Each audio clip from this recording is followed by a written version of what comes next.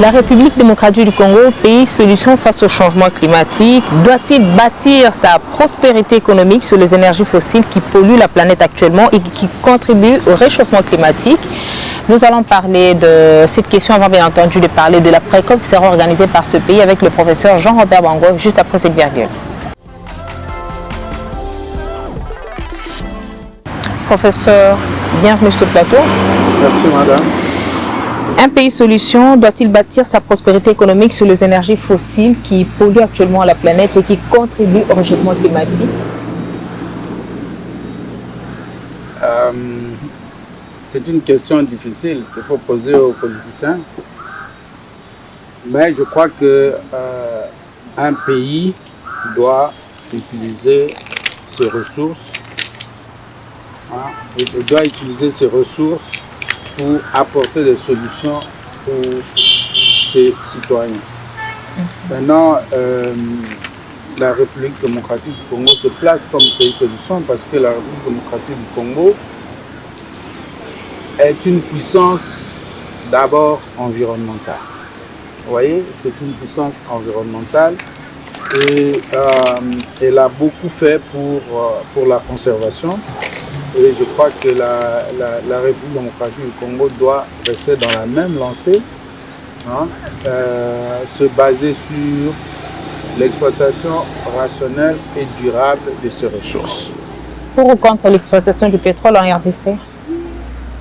Je suis contre l'exploitation du pétrole partout dans le monde.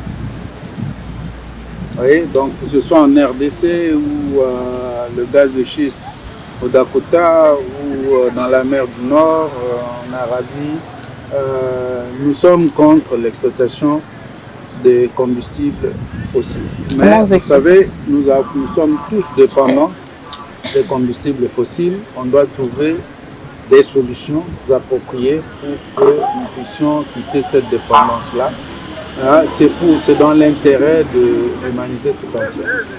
Alors c'est cette question qui est en vogue actuellement. C'est tout le monde qui parle de l'exploitation du pétrole en République démocratique du Congo. L'affaire 27 blocs pétroliers et 3 gaziers.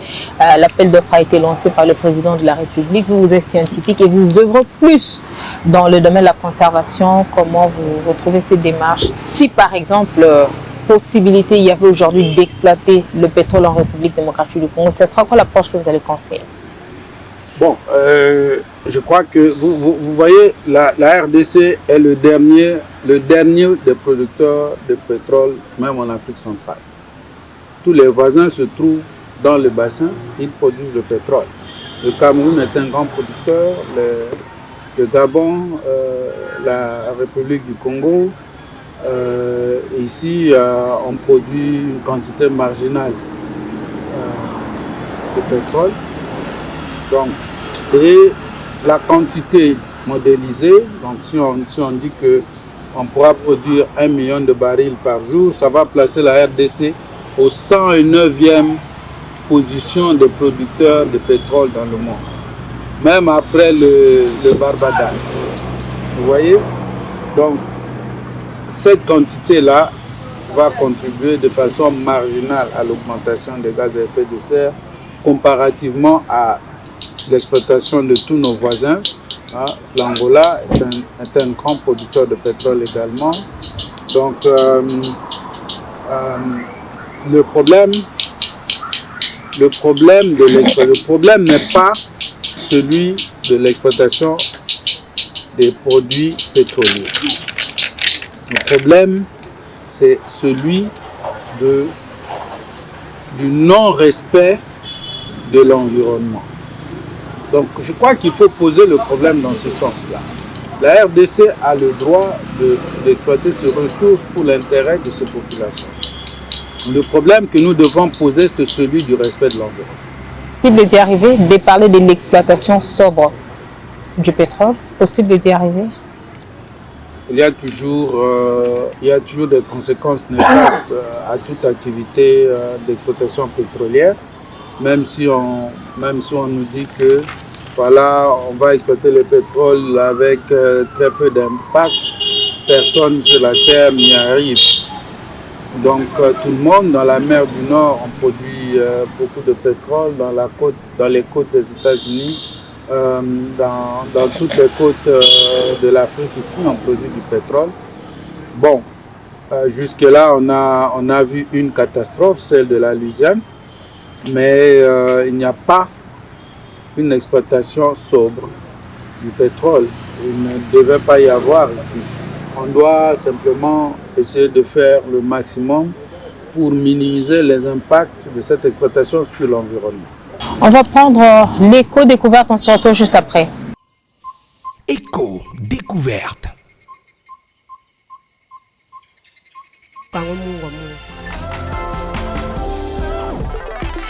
Et est-ce qu'aujourd'hui, face à ce qui se passe au pays, il y a à peine, à moins d'une année, le pays venait d'être connu comme étant un pays solution face au changement climatique. C'est au fait le nouveau concept qui accompagne les pays dans les discussions en rapport avec le changement climatique. Pendant que nous nous présentons comme étant une solution face à la crise climatique, nous lançons aussi l'appel d'offres sur l'exploitation de ces blocs pétroliers. Ne sommes-nous pas en contradiction avec le choix de ce concept? Pourquoi est-ce qu'on a détruit? J'ai dit que nous sommes une puissance environnementale. Déjà, la démarche entreprise. Est-ce qu'on a détruit l'environnement pour autant? On a 120 millions d'hectares de forêt et les 120 millions d'hectares de forêt sont là. Ils donnent une vraie solution. Ils donnent une vraie solution à l'environnement. Il y a une grande production de minéraux qui contribuent à la fabrication de batteries qui peuvent faire la différence par rapport à l'utilisation des combustibles fossiles. Est-ce que ces éléments-là sont effacés parce que la RDC décide d'exploiter le pétrole? Non, le problème n'est pas, comme je l'ai dit là, le problème n'est pas celui de l'exploitation des produits pétroliers. Le problème, c'est celui du respect de l'environnement.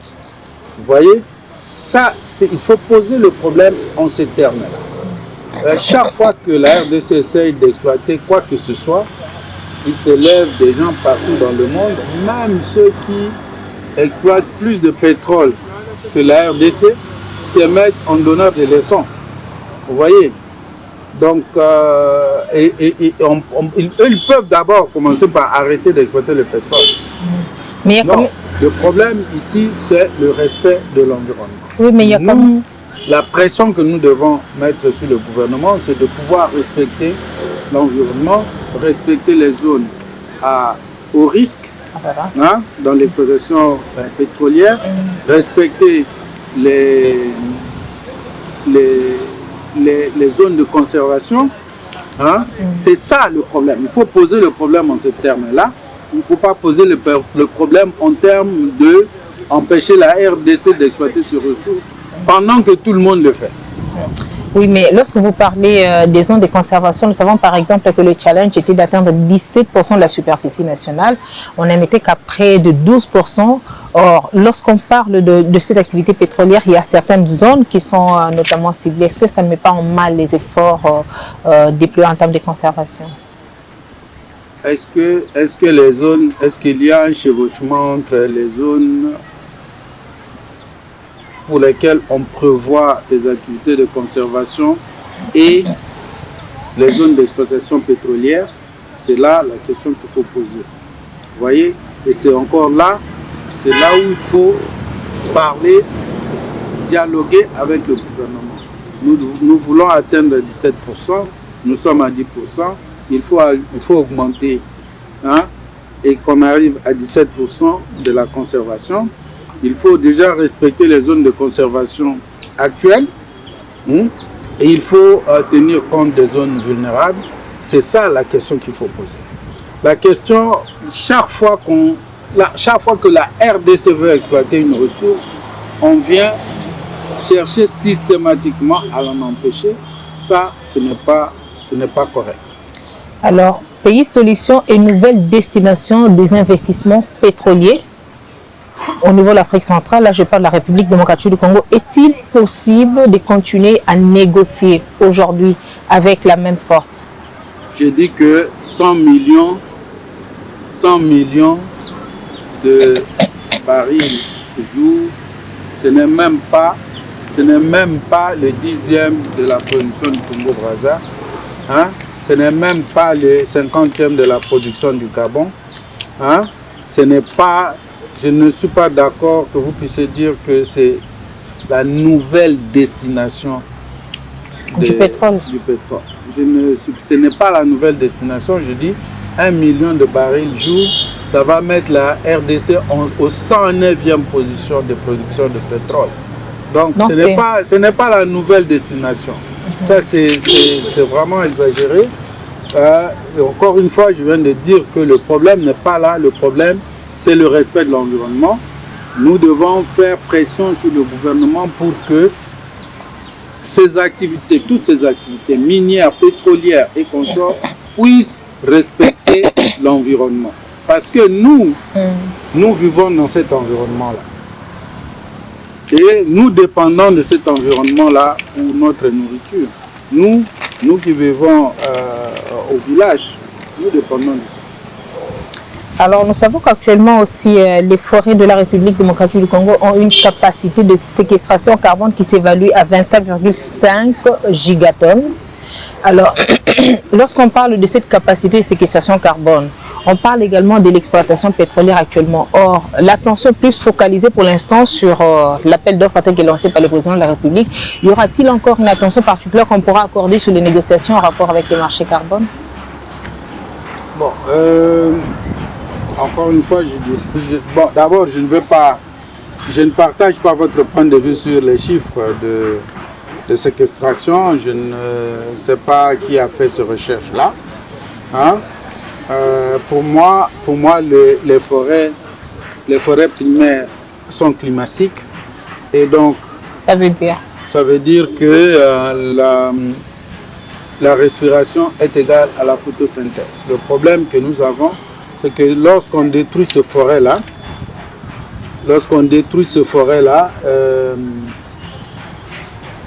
on émet le carbone dans l'atmosphère. On ne doit pas le faire. Donc, on a le débat sur la conservation se trouve là. On protège ce forêt, on empêche une émission de gaz à effet de serre dans l'atmosphère. Hein? Est-ce que cela dépend des produits pétroliers? Non, ça ne dépend pas des produits pétroliers. Encore une fois, nous disons que, comme tous les autres pays du bassin du Congo, ils produisent le pétrole. La RDC peut produire le pétrole également, mais l'environnement doit être respecté. Les forêts doivent être protégées. Ça, c'est important. Les forêts doivent être protégées parce que si on ne les protège pas, ils vont émettre dans l'atmosphère. Maintenant, les chiffres de séquestration, je ne sais pas. Il y a des collègues qui travaillent, qui ont mis des tours à flux à Yangambi. On va voir. Ils vont présenter les résultats. Et c'est en ce moment-là que nous allons voir si, après un climax, les forêts continuent à séquestrer. Maintenant, je ne peux pas participer à ce genre de débat. Je me réserve, donc je dis simplement que les quantités de CO2 qu'on a déjà accumulées dans nos forêts sont suffisamment importantes qu'ils peuvent contribuer à 20% des émissions des gaz à effet de serre si on les détruit. Et le débat va être là, il faut conserver ces forêts-là pour éviter, pour les générations, nos propres générations futures et pour éviter aussi qu'ils puissent contribuer à l'émission des gaz à effet de serre. Et une compensation équitable à la hauteur des services rendus. Tout à fait. Donc, c'est là aussi le problème. Donc, la RDC ne peut pas être un jardin botanique du monde. Vous voyez? Donc, nous ne pouvons pas être un jardin botanique du monde pendant que nos compatriotes meurent chaque jour de faim. Vous voyez? Donc, il faut que nous puissions avoir... Les gens qui protègent les forêts doivent avoir une compensation équitable. Et aussi, lorsqu'on veut produire des ressources, on doit les produire de manière durable. On prend l'éco-créativité, on se retrouve juste après. Éco-créativité.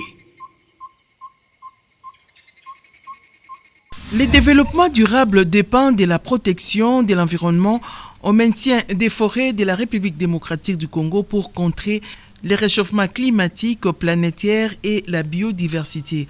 Et c'est en vue de former et sensibiliser toutes les couches de la population à l'entretien et l'aménagement des forêts à mangroves.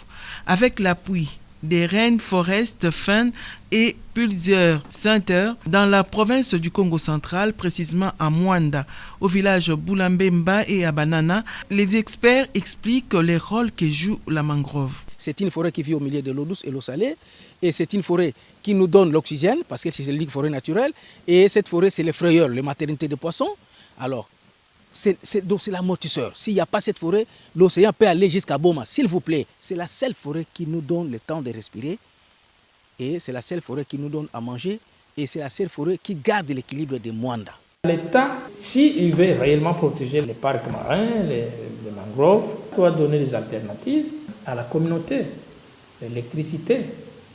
Parce qu'avec l'électricité, il peut préparer avec des réchauds électriques pour réduire l'air pression sur la mangrove. Makaka betu na kuyunduka na bao mbiji fandaka ya mingi. Mebubu yai bitu fana monaka ba mbiji ya tamatama ba buletu ba masolo, ba poisson si, ba dinosaure, ba mbiji mingi. Mebubu ya mwabitu bora daka yao ikele. Ale tangu ngeme kwenda na maza ngebaka mbiji ve. Kukuja la ngenini susi ke fala nge kota nge kwenda batre mangrove nge salama makala. C'est pour cela ngini betu tabaka no betu meka tete ko yonzo la mbizi betu mosi. Keme kwenda maza nge baka mbizi ve olenge kwenda zenga ba mangrove nge salama makala ngeme kwenda baka mbizi na kati ya propre liziba ya nge mosi. Signalons que les constats de la coupe des mangroves menacent à l'écosystème.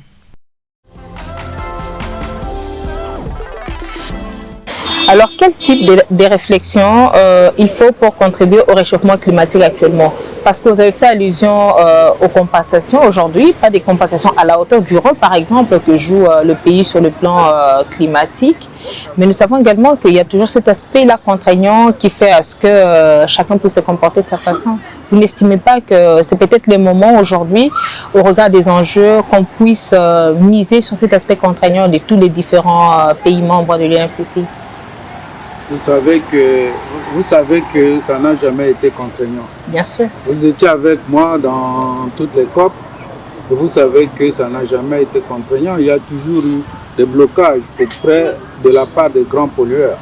Et cette année, il y aura encore davantage de blocages parce que le monde est encore plus polarisé. Donc, à cause notamment de la guerre en Ukraine, de la situation à Taïwan, vous avez appris que la Chine a rompu les négociations climatiques avec les États-Unis. Donc la situation au niveau de la COP va être encore plus difficile. Il n'y aura pas de contraintes. Vous voyez, donc c'est extrêmement difficile. Alors s'il faudra continuer à négocier, c'est négocier avec qui et avec quelle attitude maintenant? Il faut négocier avec tout le monde parce que le système est ouvert. Je vous ai dit que la pollution qu'on fait en Chine arrive chez nous ici après 10 jours. Vous voyez? La Chine fait fi. Il y a une égalisation de concentration de gaz à effet de serre après 10 jours. Vous voyez? Donc il faut que tous ceux qui émettent puissent se mettre sur la table. Et ceux-là qui quittent la table des négociations. Voilà, mais avec nous qui ne mettons pas beaucoup. Vous voyez? Donc il faudrait qu'on puisse se mettre sur la table pour essayer de voir. Parce que l'humanité nous appartient à tous. Mais comment le ramener sur la table des négociations? Je crois que les diplomates ont la magie de pouvoir le faire. Ils vont trouver un moyen de pouvoir les ramener sur la table de négociation. Tout le monde doit être sur la table de négociation. Tout le monde doit discuter, c'est pour l'intérêt de tout le monde. L'urgence climatique s'impose. Oui. Comment se porte la pré-COP? Nous savons qu'on doit commencer par le segment scientifique. Vous prendrez également part à ce rendez-vous-là. Comment il évolue? Bon, je crois que ça évolue très bien. On a lancé des appels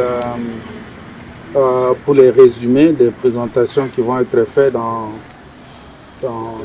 justement à Yangambi.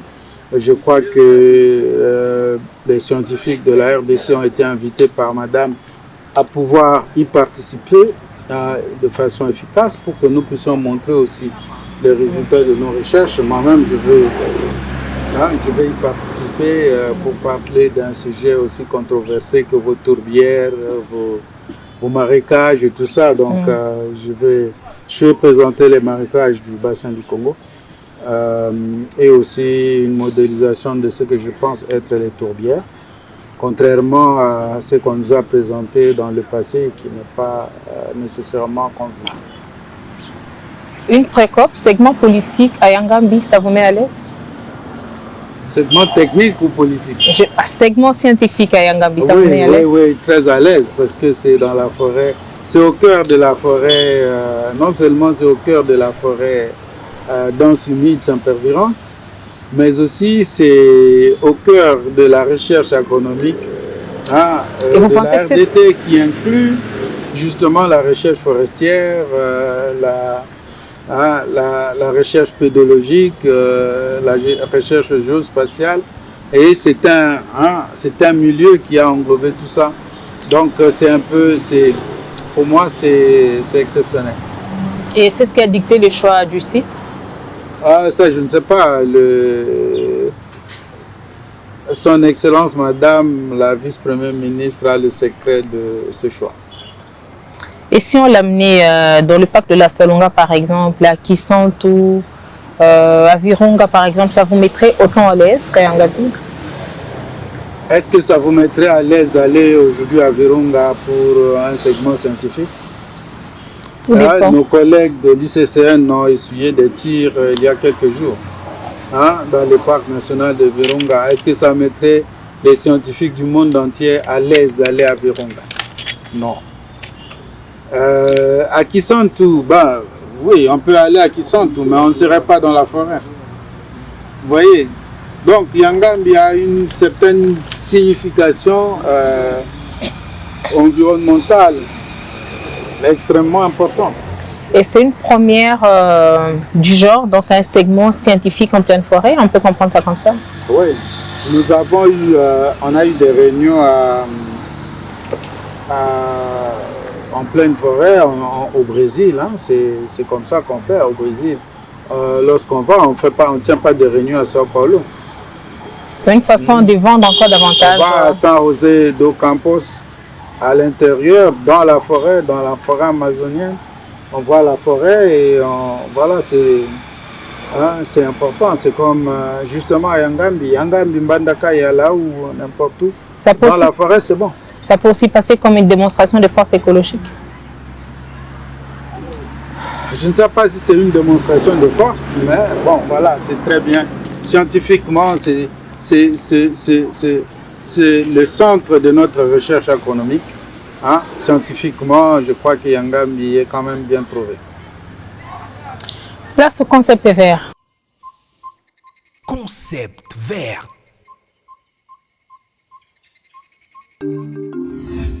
La saison sèche existe dans les climats tropicaux situés entre 15 et 25 degrés de l'altitude. Vous comptez passer combien de temps à Yangambi? Je crois que c'est 3 jours. Yangambi, ce sera 3 jours, donc un total de 5 jours avec les jours de voyage. Votre intervention prendra combien de temps et c'était quoi le profil des scientifiques qui devaient intervenir? On a invité tous les scientifiques de nos universités. Madame a invité tous les scientifiques de nos universités. Et on se réunit chaque samedi et chacun va avoir sa publication. Sa présentation. Moi, je fais ma présentation sur mon domaine de recherche. Donc, sur les marécages et la modélisation entre guillemets de tourbières. Donc, voilà, et les autres, il y a des amis qui travaillent sur le débit du bassin du Congo, ils vont présenter. Il y aura des présentations, de très bonnes présentations de la part des scientifiques congolais. Vous ne serez pas déçus. Merci déjà pour ces assurances et je vais terminer par deux petites questions. Nous savons que nous sommes pendant la saison sèche. Cette fois-ci, on l'a senti un peu plus sévère comparativement à l'année passée. Ça peut s'expliquer par quoi? Bon, nous ne savons pas exactement ce qui se passe, mais nous savons au moins qu'il y a depuis, donc c'est la 3e année que la Niña se répète. Et comme vous savez, la Niña qui est en fait un saut lorsque les températures sont basses. Donc c'est un phénomène qui se passe dans l'océan Pacifique où il y a une inversion du gradient de température entre les côtes de l'Australie et les côtes des Amériques. Et les températures sont plus faibles que la normale. Alors il y a ce phénomène-là qui normalement amène en saison de pluie énormément de précipitations chez nous. Je ne sais pas nécessairement lier les inondations qui se sont déjà passées dans le nord, donc au Tchad, avec ça, parce que la zone de convergence intertropicale est en train de descendre. Donc c'est la 3e année pour laquelle la Niña est en train de se répéter. Nous pensons qu'elle pouvait contribuer à cette variabilité climatique que nous voyons. Maintenant, nous ne pouvons pas dire que nécessairement que la Niña provient du dérèglement climatique. C'est possible. Personnellement, je ne peux pas l'affirmer, mais il y a la Niña, donc on doit se préparer. Je ne dis pas que ça va être ça, mais on doit se préparer à avoir des inondations possiblement ici à Kinshasa, à Kisangani, à Mbandaka. Ce sont des zones qui sont souvent affectées. Comme j'avais dit à Uvira aussi, la solifluxion n'est pas exclue. À Uvira, je vous avais dit en 2019, il y a eu une solifluxion. À Uvira, il y a eu des morts. Mais il faut que cette fois-ci, on puisse éviter, hein, parce qu'on sait déjà que la case du voisin a brûlé. Donc, la zone de convergence intertropicale est en train de descendre. Donc, il faut qu'on se prépare pour que notre case ne brûle pas.